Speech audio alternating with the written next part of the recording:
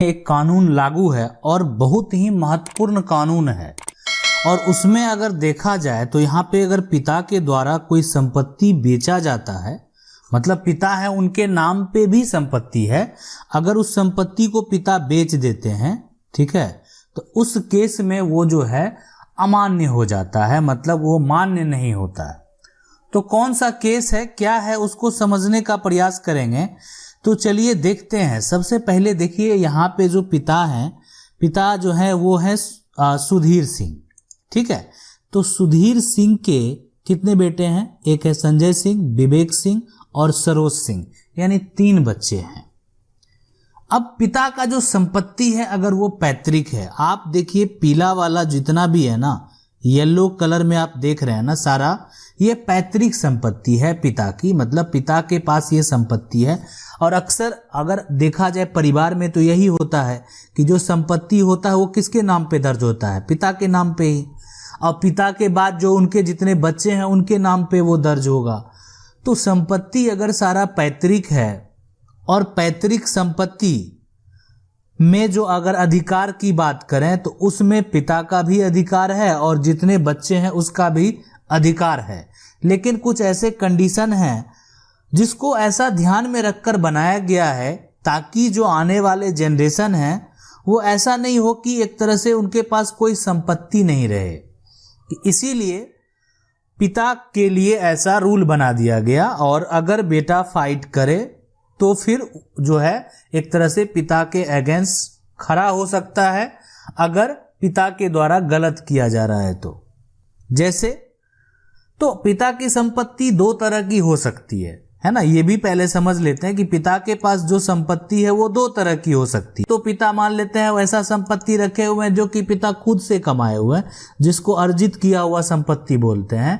तो ये जो है पिता खुद कमाए हुए हैं, ये अपनी मेहनत से, इनको नौकरी होगा मान लेते हैं, या कुछ अन्य जो भी करके कार्य करके ये अपना कमाए होंगे, तो ये केस हो सकता है, कोई बड़ी बात नहीं है।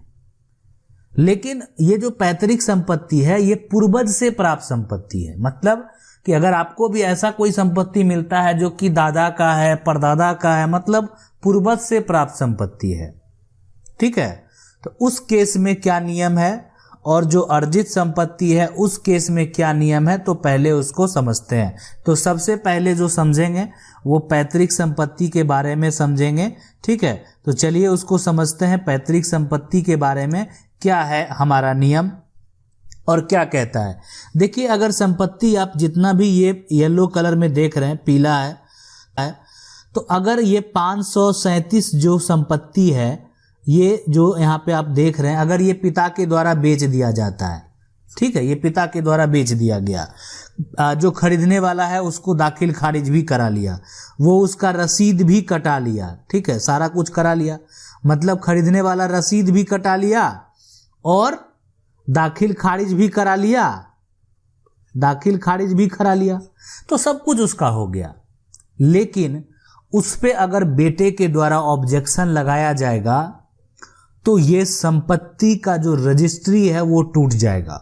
अब कहेंगे कि ये संपत्ति तो पिता के द्वारा बेचा गया है और पिता के द्वारा बेचा गया, अब तो दाखिल खारिज होगा, तो क्या रजिस्ट्री टूटेगा? बिल्कुल टूटेगा, इसलिए कि जो संपत्ति बेचा गया पिता के द्वारा वो संपत्ति पिता सेल्फ एक्वायर प्रॉपर्टी नहीं था, पिता का अपना अर्जित संपत्ति नहीं था, पैतृक संपत्ति था। और पैतृक संपत्ति में जितने भी वंशज हैं उसमें सबका भी अधिकार होता है, सबका समान अधिकार होता है। तो इसीलिए अगर पैतृक संपत्ति पिता बेचते हैं तो उनको बेटे के साथ बंटवारा करना होगा। मतलब ये नहीं है कि वो बेच नहीं सकते, बेच और बिक्री नहीं होगी, लेकिन अगर बेटा उस पर ऑब्जेक्शन लगाता है तो उसकी बिक्री सही में नहीं होगी। फिलहाल पिता अपना सिर्फ शेयर बेच पाएंगे और उनमें बच्चे का भी अधिकार होगा। मतलब ये अगर 537 प्रॉपर्टी की बात करें तो इसको टोटल अब आप 4 पार्ट में बांट दीजिए। अब ये जो एक पार्ट यहाँ पे अगर आप देख रहे हैं, सिर्फ इसी को पिता बेच सकते हैं, जिसको हमने रेड कलर कर दिया, बाकी सिर्फ नहीं बेच सकते, यानी पिता को बेटे से अपना हिस्सा अलग लेना होगा। उसके बाद बेटे का संपत्ति अलग हो गया, मतलब संजय सिंह का संपत्ति अलग हो गया, विवेक सिंह का संपत्ति अलग हो गया, सरोज सिंह का संपत्ति अलग हो गया, और उसके बाद पिता का संपत्ति अलग हो गया। पिता अपना अगर बेच लेंगे तो उनके पास अपना कोई भी संपत्ति नहीं रहेगा। ठीक है, तो बेचने का बेच सकते हैं, लेकिन उनको अपना बेटे से यानी परिवार में अपना जिसका भी हक है, परिवार में जिसका भी हक है उससे बंटवारा करना पड़ेगा। अगर नहीं करते हैं तो बिक्री होगी, ऐसा नहीं है कि बिक्री नहीं होगी, कि या इसका रजिस्ट्री नहीं होगा, ऐसा कुछ नहीं है। बिक्री तो होना तय है, इसलिए कि बिक्री में क्या होता है ना कि सरकार को तो उससे पैसा आना है, तो उससे कोई रोक नहीं होगा यहाँ पे। ठीक है, बिक्री तो होनी है और सही भी हो सकता है। ऐसा नहीं कि पिता अगर आप ये जो प्लॉट है यहाँ पे अगर वो बेचना चाहे तो नहीं बेच सकते हैं, तो बिल्कुल बेच सकते हैं। जो है 537 नंबर का जो प्लॉट है ये अगर चाहे पिता तो बिल्कुल बेच सकते हैं। अगर ये जो है एक तरह से बेटा चाहे तो भी उसको बेच सकता है, लेकिन इसमें हिस्सा तो पिता का भी होगा, बेटा का भी होगा, सबका हिस्सा है ना। तो अब इसको अगर मान लेते हैं किसी बेटे को आपत्ति है इससे कि उनको इसमें शेयर नहीं मिला, हिस्सा नहीं मिला, तो वो ऑब्जेक्शन यहाँ पे लगा सकते हैं, और लगाने के बाद ये जो है रजिस्ट्री टूट जाएगा। तो इसीलिए अगर मान लेते हैं पिता पहले भी बेच चुके हैं। अच्छा, बहुत लोगों का मन में ऐसा सवाल है कि ऐसे तो पिता 5 साल पहले कर चुके हैं, 10 साल पहले, अगर पिता जीवित हैं तो आप पिता पे केस फाइल कर सकते हैं। अब पार्टीशन सूट आप फाइल कर दें पिता के ऊपर, ताकि आपको अपना हिस्सा चाहिए। आप कैसे जमीन बेच दिए, वो आपका अर्जित संपत्ति तो था नहीं, वो संपत्ति आपका जो है पूर्वज से प्राप्त था, तो उसमें वंशजों का अधिकार है।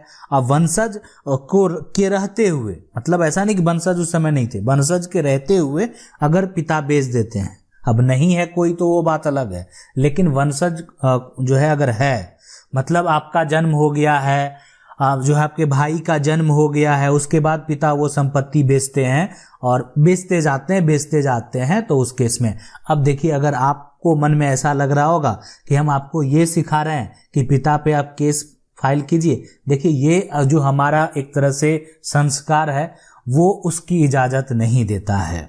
इसलिए नहीं देता है कि ये एक अलग है और कानून जो है, कानूनी प्रक्रिया एक अलग है। हम जो बता रहे हैं आपको वो कानून, ना कि अपना संस्कार।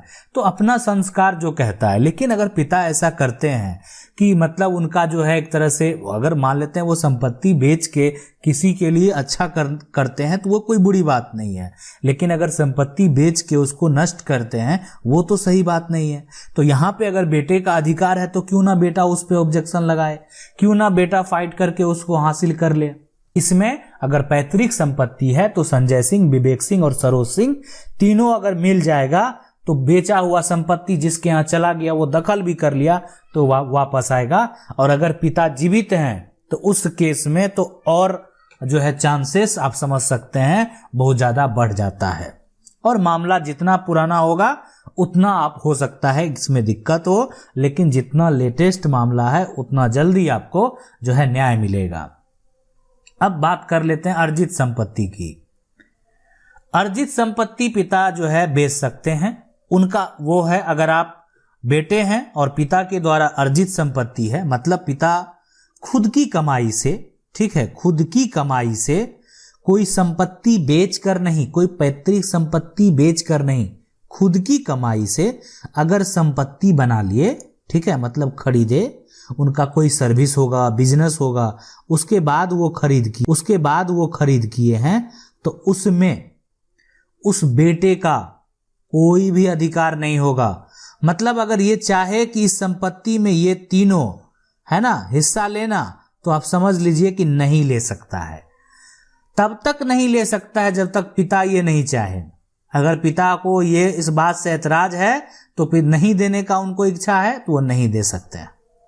वो किसी दूसरे को बेचना चाहते हैं तो बेच सकते हैं, किसी एक बेटे को देना चाहते हैं तो दे सकते हैं, उसके लिए वो स्वतंत्र है, इसलिए कि उनका वो सेल्फ एक्वायर प्रॉपर्टी है।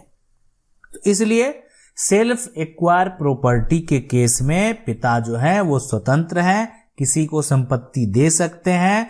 बेटा चाह के भी यहाँ पे ऑब्जेक्शन नहीं लगा पाएगा कि आप क्यों बेच रहे हैं, जो है इसमें मेरा भी हक है, बिल्कुल नहीं। लेकिन पिता के मरने के बाद उस संपत्ति पे, है ना, उस संपत्ति पे अधिकार बच्चों का होगा। आपकी मां का भी होगा और बच्चे का भी अधिकार होगा। तो ये कहता है हमारा कानून। आशा करते हैं वीडियो अच्छा लगा होगा। वीडियो अच्छा लगा, वीडियो को लाइक जरूर कर दें। चैनल को पहली बार देख रहे हैं, सब्सक्राइब करके जो बेल आइकन है उसको जरूर दबा लीजिए। मिलते हैं अगले वीडियो में, तब तक के लिए जय हिंद।